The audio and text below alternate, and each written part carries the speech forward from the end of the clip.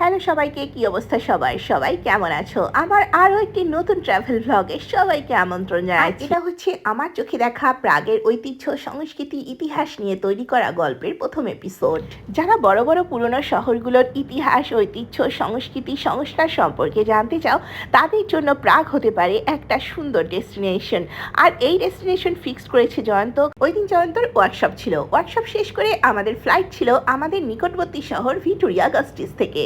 বেশ ক্লান্ত লাগছিল, কিন্তু তারপরও নতুন একটা শহর রিভিল করার জন্য বেশ একটা এক্সাইটমেন্ট কাজ করছিল। আমরা যখন প্রাগে পৌঁছালাম সকালে বেশ ঠান্ডা ছিল আর বৃষ্টিও হচ্ছিল। এয়ারপোর্টের ভিতরে দাবার এই কোটটা কিন্তু বেশ সুন্দর ছিল, যদিও আমি খেলতে পারি না। এরপর চলে গেলাম হোটেল রুমে চেকিং করার জন্য। ওখানে যেয়ে ফ্রেশ হয়ে তারপর ভাবছি সকালে একটু শহরটা রিভিল করব।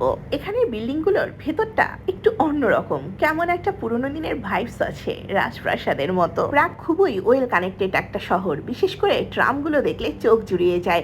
লাল, নীল, হলুদ, সবুজ, বেগুনি, গোলাপি, কি কালারের ট্রাম নেই? ইউরোপে ঘোরার জন্য পাবলিক ট্রান্সপোর্ট ইউজ করা সবচেয়ে বেশি কমফোর্টেবল। আমরা এই ট্যুরে সবসময় ট্রাম ইউজ করেছি, কখনো মেট্রো ইউজ করিনি, যাতে করে সিটি ভিউটা দেখতে পাই। এটা দেখো, কে জানে কত শত বই এখানে রয়েছে।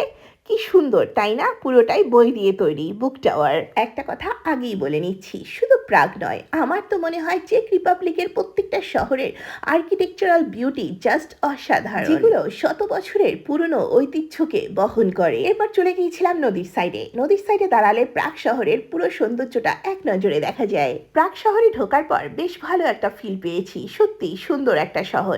এর আদ্যপান্ত আরো গল্প শেয়ার করব এর নেক্সট এপিসোডে। Till then stay tuned. আর আজকের ভ্লগটি কেমন লাগলো অবশ্যই জানিও। Thanks a lot.